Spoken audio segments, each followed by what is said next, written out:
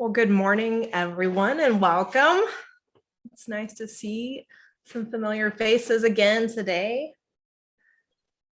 If you are here to talk about gatekeeping and stewardship, you are in the right place. So today we are starting our second workshop in this series on guidelines for shifting from gatekeeping to stewardship in the tenure review process. I'm excited that you joined us again today. I am, if you are new to the series, my name is Megan Pollock. I am based out of Dallas, Texas. My company is called Engineer Inclusion, and we help people intentionally and systematically engineer equity and inclusion into their organizations. And I come to this work as an engineer and left industry about 12 years ago. And I switched from widgets to workshops, and I've never looked back. And I've been working on ways to increase equity and inclusion within worlds and realms where women and people of color are underrepresented. And that's been my passion and my mission. I want to introduce you to my colleagues. So I have with me Dr. Pamela Leggett Robinson. She was with us last time, and she has her own consulting firm called PLR Consulting, and she's one of the strategic partners for my company. And so she comes to this work with 15 years of higher education experience, which includes STEM academic leadership, STEM coaching, and she is like an evaluation queen, and she holds a PhD in physical organic chemistry, and I'm excited to have her here. Pamela, you want to say hi? Good morning, everyone. Thank you so much, Megan. And yes, I am excited to be here this morning to share space and time with each of you. And so with PLR Consulting, we actually help organizations and institutions recruit and retain diverse talent. And so I am so happy to be here on this lovely Friday. Yes, thank you. And she's based in Atlanta. I want to introduce you to my additional colleague, Felipe Gomez Gallo. He is based out of Bogota, Colombia, and he is working with us today as what I call our Zoom producer. So he's the person in the background helping make sure everything runs really smoothly. And Felipe and I actually met on good old social networking of LinkedIn, and he's sort of we've been in the same orbit around engineering education, and he really stepped in to pinch hit for us today, and I'm really grateful that he's joined us. He's an engineer and working on his master's in environmental engineering, and he has a focus and passion on diversity, equity, and inclusion. Felipe, you want to say hi? Hello, everyone. A pleasure to meet you all. Now, what we talked about last time on February 4th, the name of that workshop was Practices for Reducing the Influence of Bias on the Tenure Review Process. And we sort of used the language from the book Nudge and thought about, are we nudgeable, right? Are we able to adjust the environment to influence the way in which we made decisions? And you left with 3 really specific kinds of tools around cognitive biases, an unbiasing method, and the sort of session pledge, what I call what is really just sort of group norms. And so I want to get a pulse check here. How many of you were able to attend that workshop? So yes, no, can't remember because a month has gone by. So give us a quick scan of if you were able to participate in this. Now, our goal, and as we sort of set up all of this process, we're going to be talking about gatekeeping and stewardship behaviors. And so you're going to get to sort of compare and contrast these. We're going to revisit the same case study as last time. And so because that took a really big chunk of our learning last time, we wanted to just stick with the same characters so that it can reduce the learning time here. But for the 6% of you who haven't read that, that's okay. You'll be able to skim it and then catch up with the group as we're talking about that. And we've provided a sort of framework for thinking about guidelines, but what we really want to do is to together co-create some of these stewardship guidelines. And so what Pamela and I will be doing as we are going through our debriefs are to kind of create some things, some notes from what you discuss, and then follow up with a strategic tool that you all can employ. Now, just like last time, we're starting with an assumption that you already care about creating equitable and inclusive environments. So I am not here today to convince you that that is important.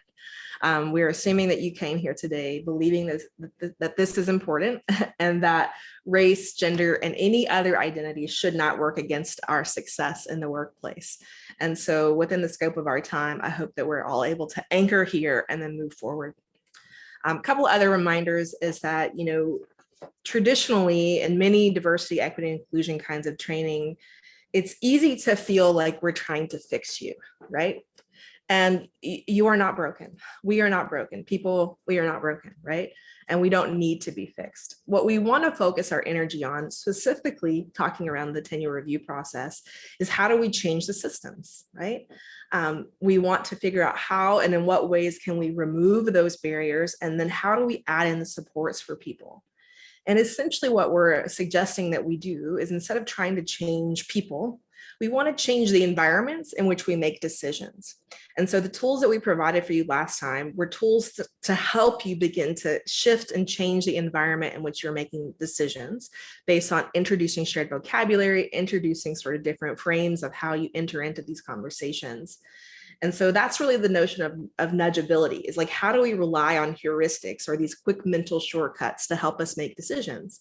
And then how do we institutionalize those within these processes? I always like to sort of frame what we do within this sort of context of what can we control and influence. And all of you are likely at different points in your career. You have different capacities and ways in which you can control, ways and people for whom you can influence. And there are lots of things that happen in our careers, and there are lots of things in the world right now that we cannot control, right? Particularly when we think about the war that's happening in Ukraine. And these are things that are extraordinarily overwhelming and affect us all in deeply powerful and in different ways. And so we want to acknowledge that some people may be joining us today experiencing different levels of cognitive overload of what they may be facing. And so I want you to have grace for those people, but also for yourself, and recognizing, how do I focus today on what I can control, what I can influence, because that's where we're going to be able to make change. Now, we talked about this last time as a tool to help you sort of establish some norms and a way to scaffold equitable and inclusive practices into any kind of meeting. I've added this to my website with a little bit, with some tools that you can download. This is again in the original handout that you had from the first workshop. But I want to encourage you for the next, hour and a half, do whatever you can to stay engaged in this process, especially because we're going to be going into breakout rooms and we're going to be putting you in small groups of 3. So if like 2 of you aren't participating, it's going to be real awkward, right? So like, we want you to be engaged. And if you're in a position where you can't communicate, you're just here to listen because that's just what's happening, what I want to invite you to do is, in front of your name on the participant list, add an underscore.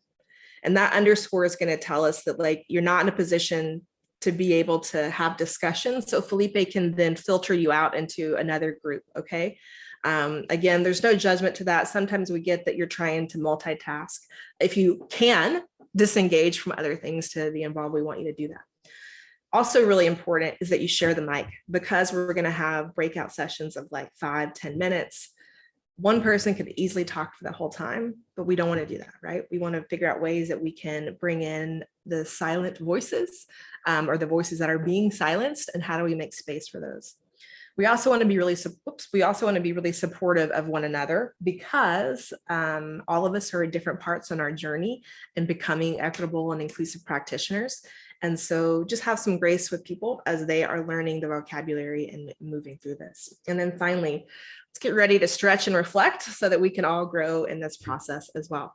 There's some more meat to those if you want to download that tool. But again, we want to get you ready for this workshop. Okay, now we are going to put you into small groups to start some reflections. The 2 prompts I have for you, if you attended the 2-4 session, the prompt for you is, what is something that you put into practice and what did you notice as a result? If you didn't come, that's okay. I want you to share with the group, why did you choose to be here today? And what do you hope to get out of the experience? All right. And so again, this is going to be a short intro just to kind of help us get our headspace and kind of refresh our memories of where we come from and where we're going. About 5 minutes. So Felipe, when you have the groups ready, you can open those. And so he's also put the instructions and the prompts in the chat. And then I'm going to push my screen to the small groups as well. So you'll be able to have this right in front of you. All right, we'll see you back in 5 minutes. Welcome back. That wasn't long enough. I'm just going to say that. It is never long enough. I know that, but like, can't spend an hour on intros, Yolanda. I think that was Yolanda talking, was it? It was me. It was me. Okay, so we're going to dive forward now, and I want to invite you to like take a moment to take a deep breath, because one of the things that we recognized in our conversation last month is that talking about some of the things that we're talking about can trigger some traumas that some of you have experienced in the tenure process. And so I just want to give you space to sort of check in with that and know that, you know, we're going to be talking about gatekeeping and stewarding today, and just check in on yourself as we go through this. If you're in small groups and someone is experiencing something, have some grace and compassion for them. And so we can all move through this. All right.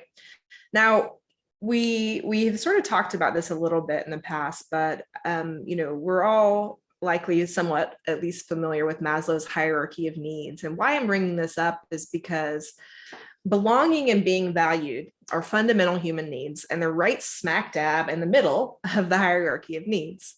And people need to perceive that they are a valued member of a team and experience treatment that satisfy those needs for belongingness and uniqueness in the workplace. However, what we know to be true is that faculty from traditionally marginalized and excluded and marginalized and minoritized groups are significantly less likely to experience treatment that meets these needs in the workplace, right? And so certainly safety, psychological and physiological safety are incredibly important. And these feelings of belongingness and feeling valued and affirmed are in the middle. And all of these things come way before our capacity to do any work, right? And so we have to recognize that what we're talking about are like basic human needs here. Now, gatekeeping is certainly a common term, and it's the nature of academia and the sort of tenure review process exacerbate the issue of people from minoritized and marginalized populations not experiencing feelings of belongingness and feeling valued, right? And it directly influences performance, collaboration, and increases turnover, right? So essentially what gatekeeping is it's hazing, it's elitism, it is absolutely biased and discriminatory, and it is unproductive. Now, some examples of gatekeeping, and these examples come from a site that Felipe is going to drop in the chat. So an example of gatekeeping might be a candidate's articles are considered questionable because they are not published in one of the 3 acceptable mainstream journals in the discipline, even though the person was hired knowing that their work was interdisciplinary, and that was the value of the nature of their research, right? Another example would be as a candidate's book is discredited as a book because it isn't long enough to be a real academic monograph. Again, even though it was published by an academic press and those editors found it to be real enough, right? So now I want you to think about what are some additional examples of gatekeeping in the tenure process? What are some additional examples of gatekeeping in the tenure process? And if you were one of the sort of people who had like the other, any kind of gatekeeping is fine. Gatekeeping in the academy, gatekeeping for in education. All right, dress like us.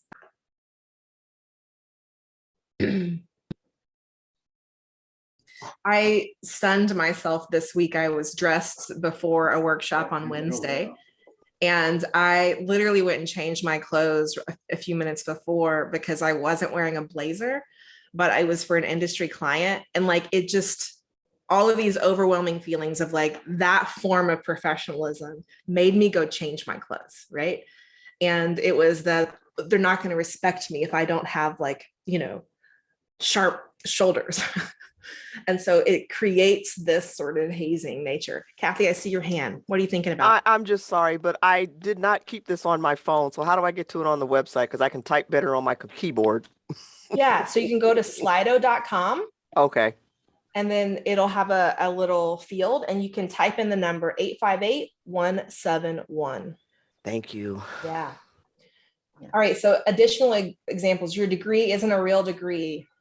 Or how many of us who have PhDs have ever like looked down on someone who had an EDD, right? Like that's gatekeeping. Yeah, that is one. Or the pedigree of the degree.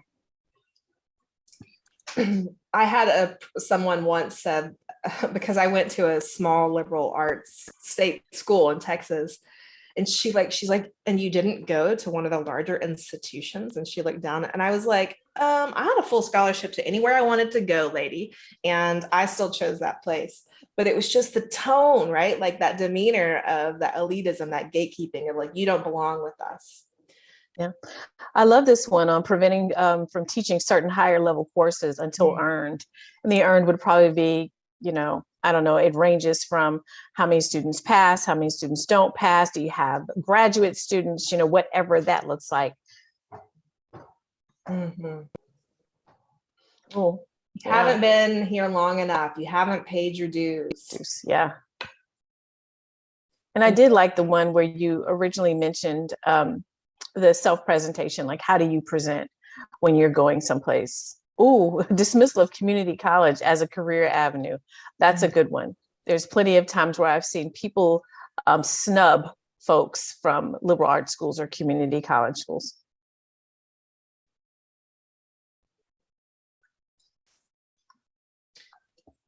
Because of a preferred definition of student-centered learning or other approaches that are not monolithic. Mm-hmm. Yeah. So many great examples. Thank you for participating in this. Okay, now we're going to switch gears to something a little more positive. And now let's talk about stewardship. So stewardship is being entrusted with what's in your care and creating an environment where people can grow and improve while enhancing their sense of well-being.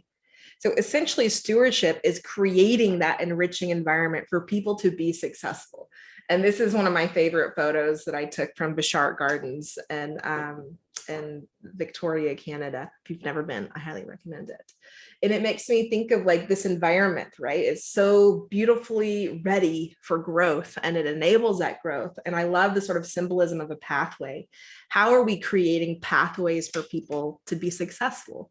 How are we enabling their journey and creating environments for them to survive and thrive? I had a colleague recently post, somebody, you've probably heard the term of like bloom where planted. And she's one of my longtime colleagues, and she's a Black woman. And she was like, no, I'm done with this saying, because being blooming where planting, it could mean that it's the harshest, most critical and unwelcoming environment. And why don't you just move to an environment that's going to be better served for you? And so that's what we want to think about in the way in which we are creating environments. Are we creating environments where people can survive, not only survive, but thrive? Or are we telling them to just bloom where you're planted, right? Those are very different perspectives. Now, here are a couple of examples. So when someone expresses a challenge or loss, instead of explaining why these are dues all people must pay or how they're doing things wrong, choose to be compassionate. Respect their journey and normalize the struggle. Most of us were probably there ourselves. Or when someone expresses a win or an achievement, instead of reducing that experience or shadowing the achievement behind our own, we choose to give praise. So we want to share that these achievements and victories will stack themselves into greater ones. I like the example here of keeping that rocket fuel burning. Now, similarly, let's think of examples of stewarding. What are some additional examples of stewarding in the tenure review process?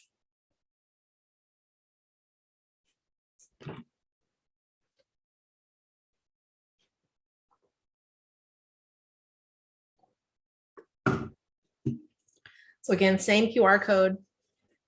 So creating those safe spaces or doing what we can to enable safety in a space, allies and alliance, listening.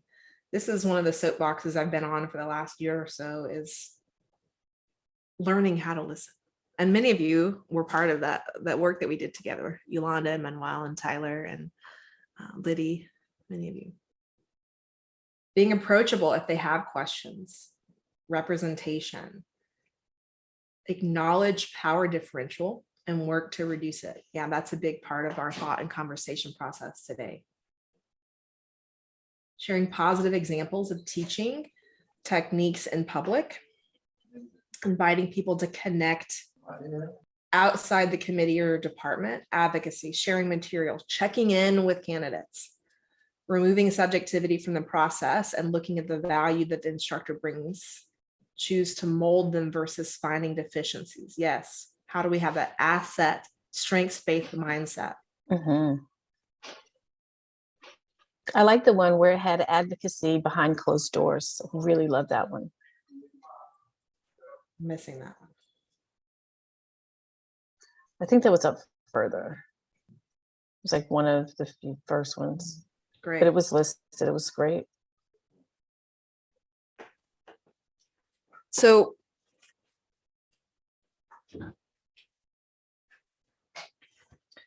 advocacy behind closed doors, I think of that as like, you become a champion and a cheerleader for someone. Because typically when I think of like allies and advocates, it really usually means there's no risk to you.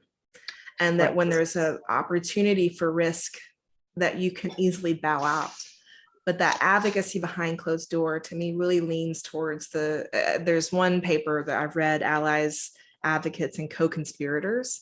So it's someone who really takes on ownership and will step into the mess and take on some of the sort of potential loss of speaking up for someone.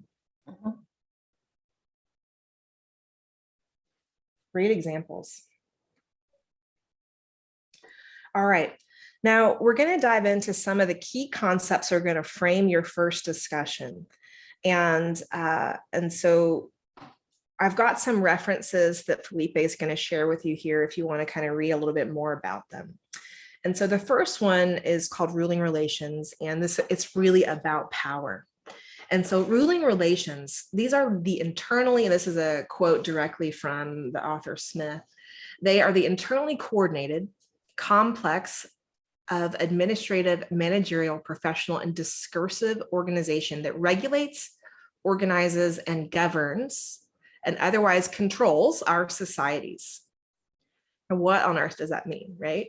So these are all of those sort of relations that are in place. So people both experience and reproduce ruling relations. And then these ruling relations coordinate the organization of academic institutions and disciplines to overvalue in many cases, certain forms of knowledge and knowing, certain ways of investigating the world, certain models of teaching, or certain modes of collecting and analyzing data.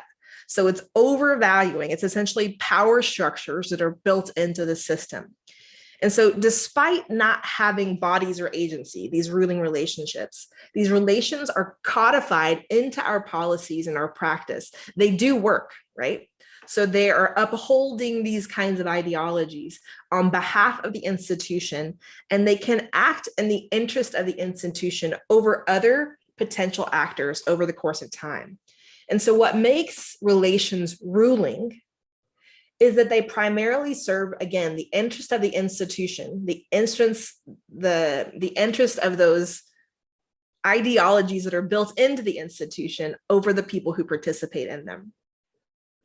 Now, we've talked about, I think, before, and if you haven't learned about the 4 I's of oppression, this was part of our conversation, I think, last time, it was in the handout.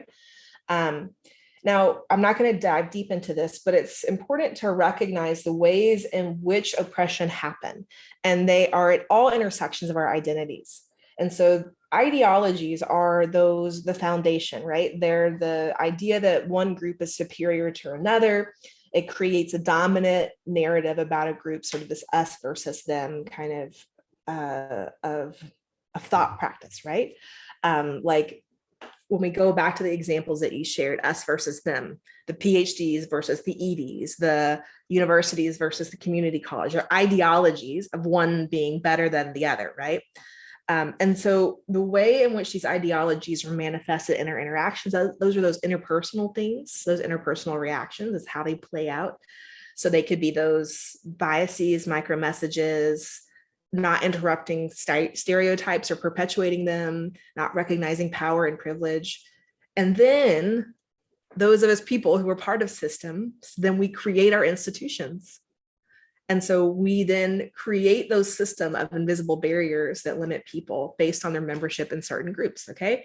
And then we can then have those ideologies internalized and they affect us. And so we then are oppressed by the system, and then we begin to oppress ourselves based on the ways in which we've been encultured in the world around us.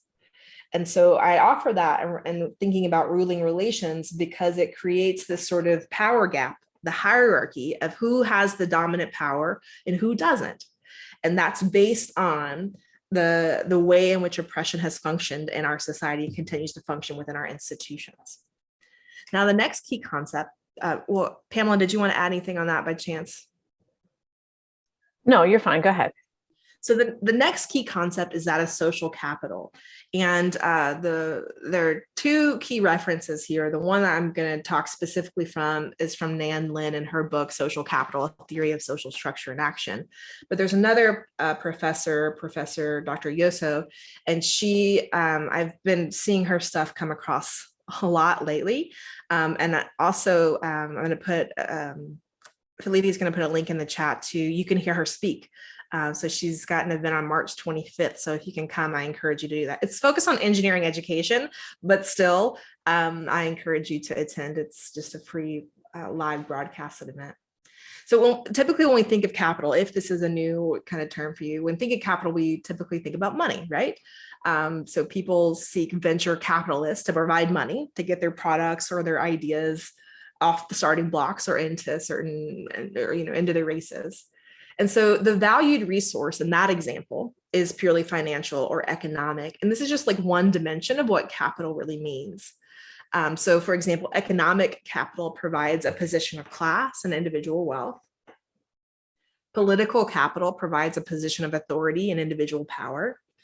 And social capital, it provides a position of status or prestige and like individual reputation. So the elements of social capital, or this sort of embedded resources in a social network, they include the flow of information, the social ties that exert influence, certifications of an individual's social credentials, and then reinforcements of support and acknowledgement. And so social capital is a way of thinking about all of the sort of unwritten rules and knowledge that you gain by having access to a group. One of the things that you all shared with me during our listening sessions is the notion of the tenure process in general, right? And that particularly within some of the faculty that you've recruited, they didn't like set a career goal early on that we want to be tenured professors, right? Maybe they're practitioners who come into the institution, but yet there's this social capital of understanding that we sort of assume people know. And that assumption of what someone knows of like, why don't you know that you're supposed to do this? Why don't you know that this is how the system works? Well, you only know that if you've been a part of that system or if you've benefited from the system and all of the privileges that it provides. Right? And so recognizing where there could be gaps in people's social capital is really important in how we move through and how we're working with individuals. And so it doesn't mean that there's a deficit in them. It just means that they may not have had access to, again, that knowledge and network that can tell someone that they can do something. So think of an example of social capital, maybe something that you know now based on your affiliation with certain groups that you didn't know before you were affiliated with those different kinds of groups. So Liddy says, so true of new folks, right? Stacy, so grateful for your librarian adding those links. That's really great. The faculty union, Kimberly adds. Kimberly, you're head of the union, yeah? Okay. Yeah. What are other examples of social capital? And it could be anything, right? Like I think about one of my closest friends is someone I met on one of my first days as an intern when I was 20 at Texas Instruments. And I wore a suit that my mother helped me pick out. Now, my mother is not like the most stylish person, and I didn't grow up a lot of social capital around anything feminine or stylish. And we've been friends now for 20 years. And she still makes fun of the lavender suit that I wore on my first day of work, right? That's social capital, right? I had no idea, what do I wear on my first day of work as an engineering, intern? I just wore what my mom helped me wear, And so not knowing again how to dress is part of that. And again, 20 years later, and she's still making fun of that lavender suit. Liddy, I see your hand. What are you thinking about? Well, I'm thinking about two things. One is that at ECC, folks choose their tenure committee week 3. And if you're brand new, there's no way you would be able to make an informed decision about this. And I struggle with it a lot. The other thing is access to social capital. As the mom of a kid who's on the spectrum, my kiddo is not going to be able to ever access social capital in the ways that are quote unquote expected, but that doesn't take away from their brilliance and their ability to do this work. And so it isn't always just an access thing. It's also just how people are wired sometimes, and we discount that very quickly. Yeah, thanks, Liddy. These are great comments in the chat. Susan and Liddy both the dress code is often different for people of color who are expected to dress better, to be more professional. I struggle with the word, what is better? And I love the way you put that in quotations. Kathy, you also had your hand up. Did you want to comment? Yeah, and I think there's an element of social capital that comes with wisdom. And to kind of piggyback off of something that Liddy said, you don't know what you don't know when you walk into a new environment. And it takes time to get adjusted to the new culture. And I've seen this, since I've been here at ECC. I mean, even myself, right? It's like, this is different. This is different. And so I jokingly adopted a mantra for myself was that, I pretend that I'm new for the next 5 years. And basically what I'm saying is I just want to keep my eyes open to all of the possibilities, because everything that we've done in the past doesn't mean it's still right. And that proved itself out during the pandemic. Mm-hmm. Mm-hmm. Thank you. So Manuel's got a great question in the chat for us to, I'm going to put a pin in that so we can use that in our discussion that we're going to get to. So the next key thing I want you to think about as we go into this discussion is this notion of funds of knowledge. So funds of knowledge was originally applied to describe the historical accumulation of abilities, bodies of knowledge, assets, and cultural ways of knowing that were evident in the US Mexican households in Arizona. But we can look at the reference here on the screen, the Dolores Delgado Bernal. In her work, they call it cultural resources. What we're really talking about here are like different ways of knowing and doing. And when we think about the dominant ways of knowing and doing in our culture and how those have been prioritized and overvalued in our system, what we want to begin to think about are ways in which, and I'll also add here Hofstede's, contrasting values framework is recognizing differences between individualistic and collectivist ways of knowing and doing, and how are we over honoring and over privileging and over valuing certain ways of knowing and doing, those ones that are most dominant in the way in which we operate. So for our first discussion that we're going to send you to, and I encourage you to snag Manuel's question here in the chat to include in this discussion. And so I'm going to give you 12 minutes for this. The prompts I have for you is if you were to start thinking from a place assuming that all the isms exist, right? This is anchoring in that ruling relations. If we assume that those are normal in the default, how might we envision change in the tenure review process? Second question, in what ways can stewarding be a tool for developing the social capital of tenure candidates? And the third question, in what ways can we challenge the status quo to incorporate and honor other ways of knowing and doing within the tenure process? So again, we're going to give you 12 minutes. I want you thinking about sort of the structures of power, ways of knowing and doing in these conversations. Pamela and I are going to be moving amongst your rooms and supporting you in these conversations. All right. Welcome back. Welcome back. I know it wasn't enough time and they were big questions, and I made it through a good portion of the rooms to kind of listen in and heard some really great conversation. I want to give it space. Go ahead, Pamela. So yeah, Megan was saying that she was probably going to give space for us sharing out and debriefing a bit. So I too spent some time in the rooms, but I'm just curious to know, so what were the points that truly bubbled up to the top? You had 3 different prompts, but what were some of the things that bubbled up in your conversation that led to deeper conversation?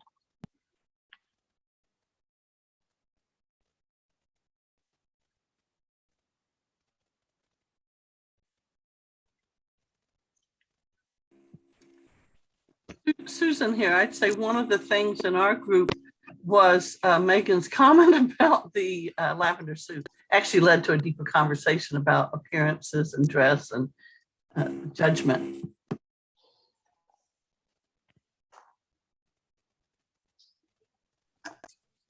I can share something.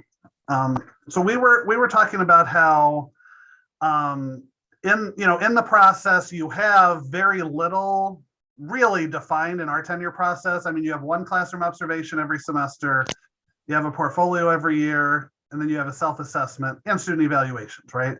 But we talked about how there's a lot more that somebody might be doing in their role as faculty that isn't, and this relates to that question of what is honored.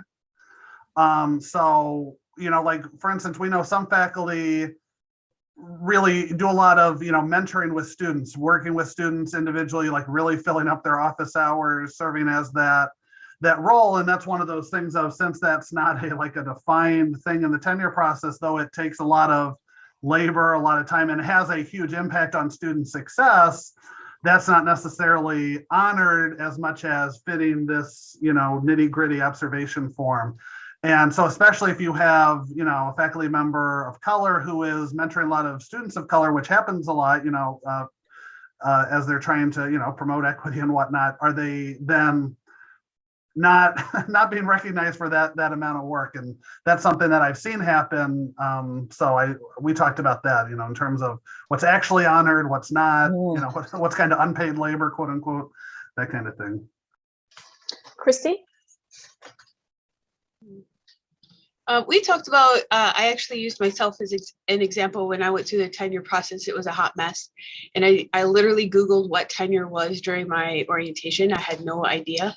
And because I come from industry. So as a CTE teacher, I was a chef and I now wanted to teach. So I knew nothing about the tenure process. And I have been on tenure committees for other people in CTE who also did not really fully understand what the expectations were. For example, my first binder, I got told about it 3 days before it was due. So I had nothing compiled for it, no data, no information.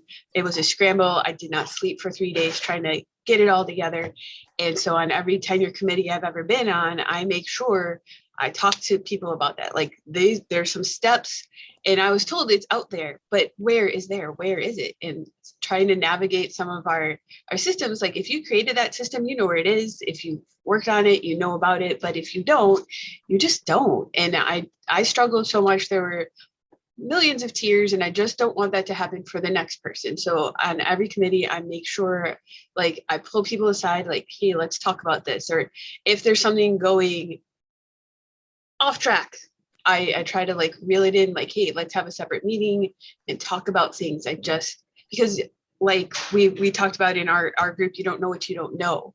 And there's like this expectation that I've found, even like, oh, it's out there, you just know, go find it. And if you don't know where to look, it's really hard to do that. So just trying to break that down. And Dean Taylor came up with a few solutions during the meeting that she thought maybe it should be spoken at the hiring process. Hey, there's a tenure. So they hear the word and they can start to like look at it. Not, you're already in the process and you have to now know what that word is, and you just don't. And just she had a couple other examples I can't remember, but she jumped off. But we had a really good conversation about that. Thank you so much for that. Was anyone else going to jump in? I was going to ask yet another question. I was simply going to ask, you've brought to the table so many different comments. I'm just curious, were many of you aware of all of these things that were going on? And if so, and even not, what ways can now you go and challenge what's going on and provide some stewardship for some of these instances that happened? So let me say that again. So just wondering if you knew of some of these things, and then now knowing these things, how can you use stewardship to kind of help folks navigate through these spaces?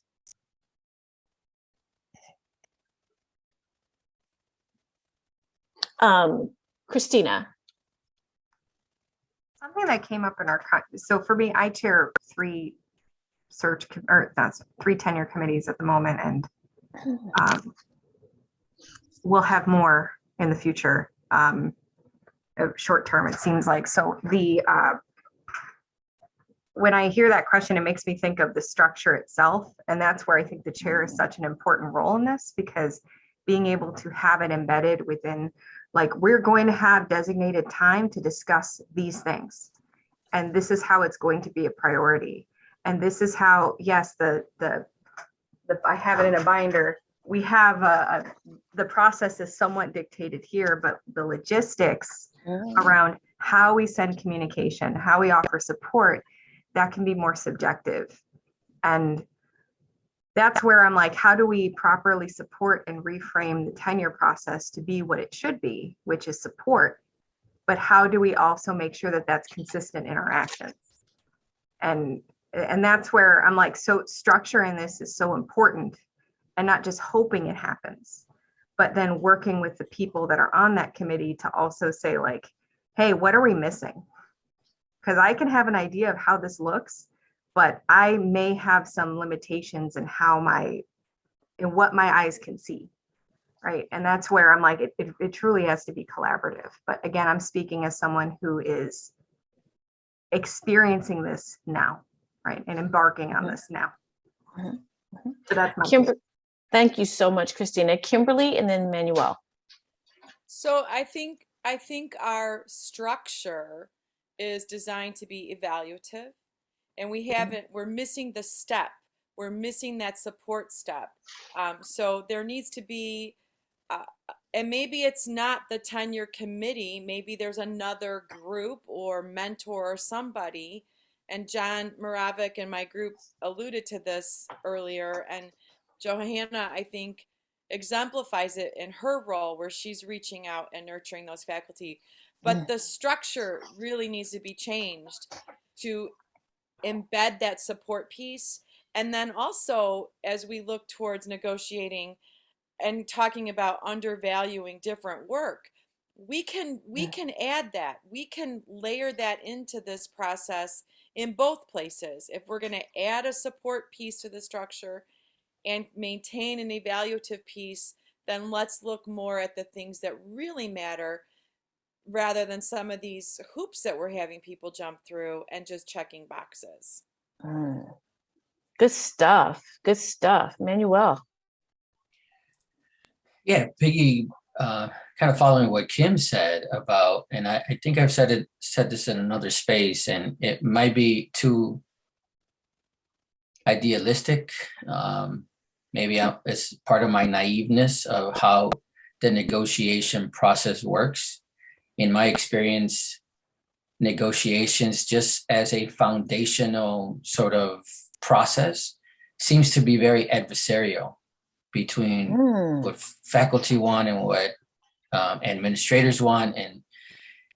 And just from the start of it is not collaborative, right? And I just wonder, what would it take at the very, and I've been playing around with a lot of ideas. It's like, I wonder at the very minimum, can you take 5 issues or 3 to 5 issues and make them just neutral? It's not one side or the other, it's the student's issue. Can you just do that in that process, right? Take 3 or 5 issues and together have the discussions that we're having now without the adversarial, well, this is one piece that one side will win and the other piece will not, right? Which is kind of like how it's treated at the moment. So I just, again, it might be too idealistic, but that's the missing component in a lot of this, right? Because if it doesn't show up in the contract, then there's nothing to sort of follow, nothing to incentivize the work that we're doing. You know, Manuel, that was a really good point. And so on that piece where you talked about it doesn't have to be adversarial, right? It doesn't have to be one side of the spectrum or the other. There should be a common piece there. I love those terms, collaborative and adversarial. I love the things that I've been seeing in the chat in terms of DEI and what that actually looks like. And maybe having an outside person to come in. And so all those things I want you to keep in the forefront of your mind. And we're gonna go ahead and move on to the case study because I want you to be thinking about all of those things. So Megan, I'll let you go ahead and introduce the case study. All right, thanks. Yeah, so we're continuing the conversation. We're just giving you a specific context in which to think about it now. So again, the case study is the same as we did before. So you'll maybe have some memory and sense of that. We're going to put you in fresh groups of 3 for, we're going to do 10 minutes here. And we want you to think about where do you notice gatekeeping, who was doing it, what it looked like, in which ways was stewardship introduced, what did it look like, who challenged it?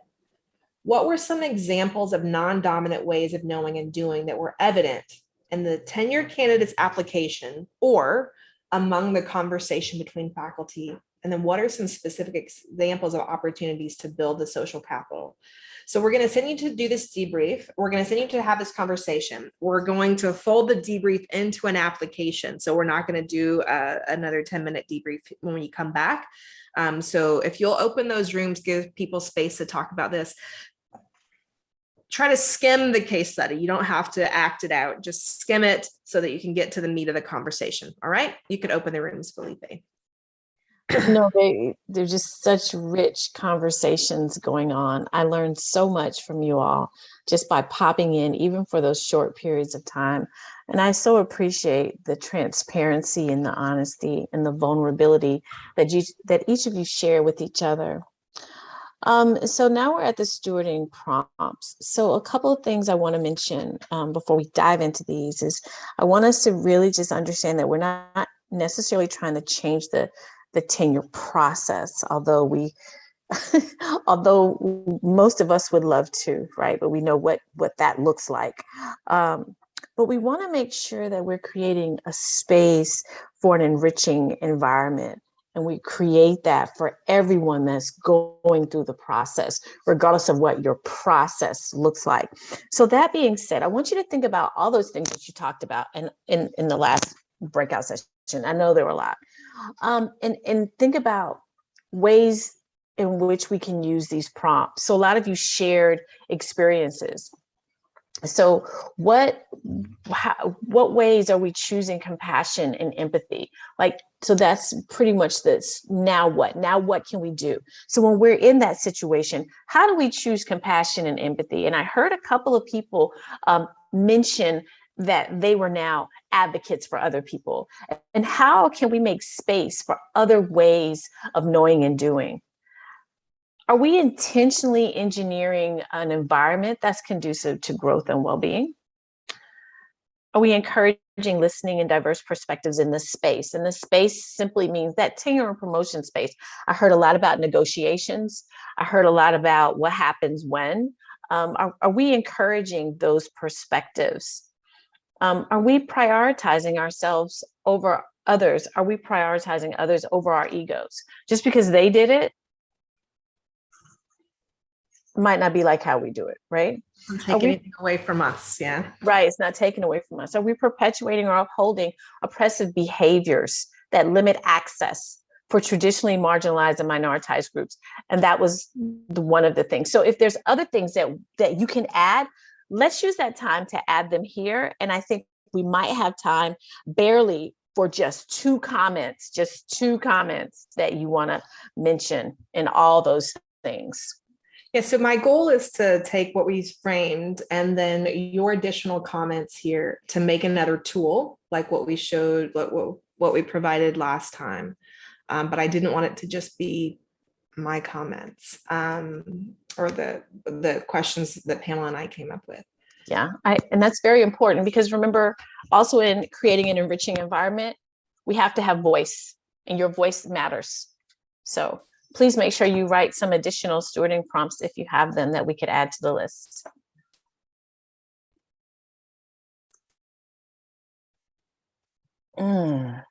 Wow. I love the first one, who is not in the room. Whew. Goodness, that's a whole session in and of itself. Oh, how do we make new faculty feel heard and valued? That's a scary time for most people, right? And where do we turn if we see bad behavior? So the prompt I would spin on that is, are we asking the faculty if they feel heard and valued? Right?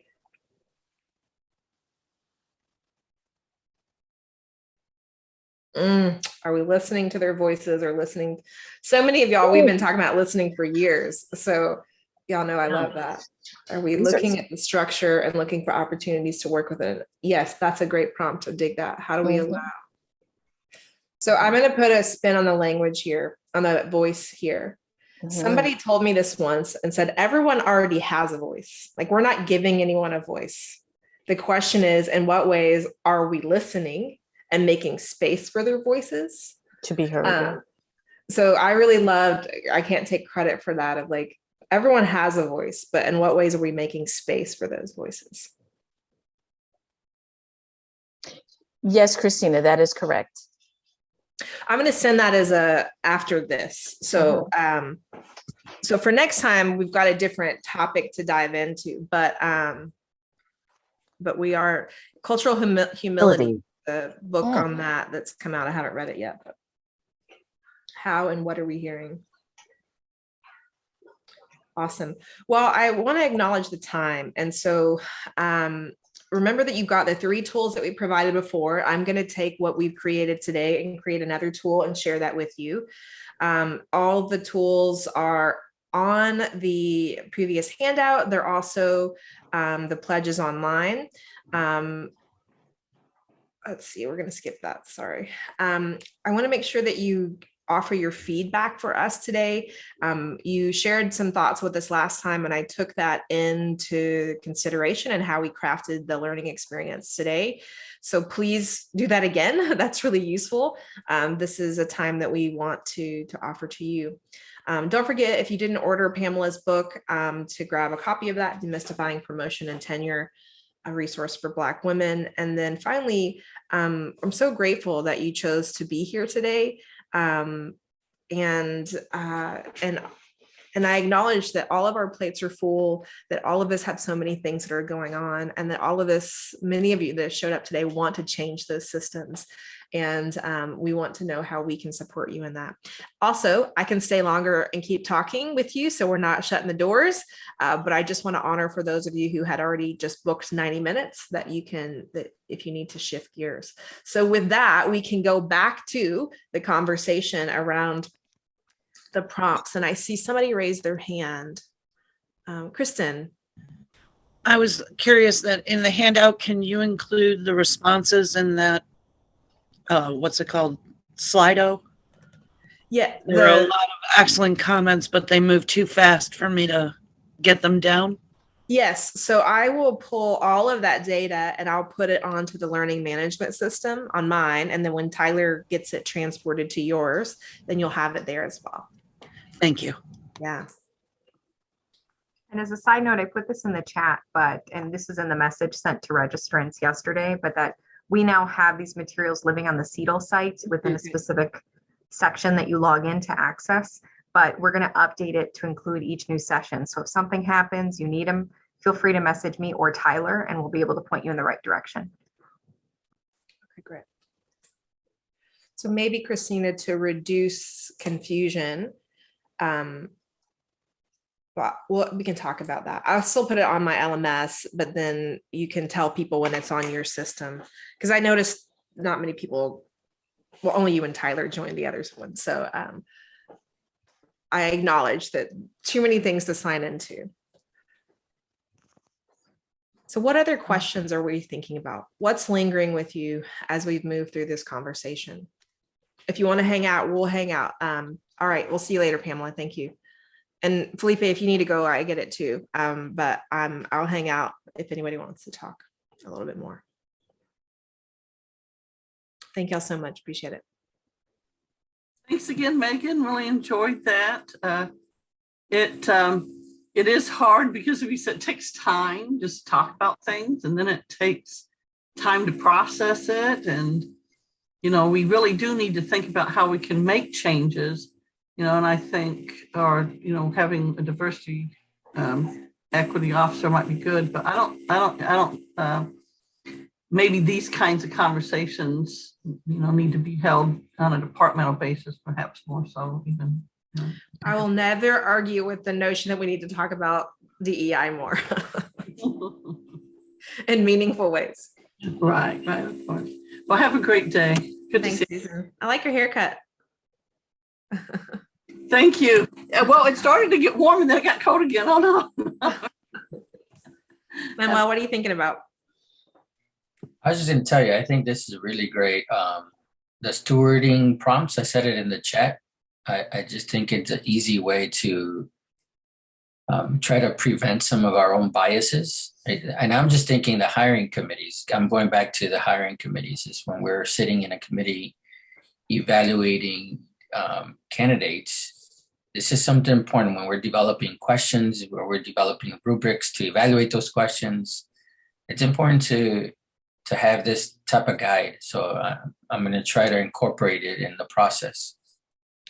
Awesome. And I welcome your feedback too. Like if you've got some ideas, if you want to work together and build it out, I'm happy we can work on that offline if you want.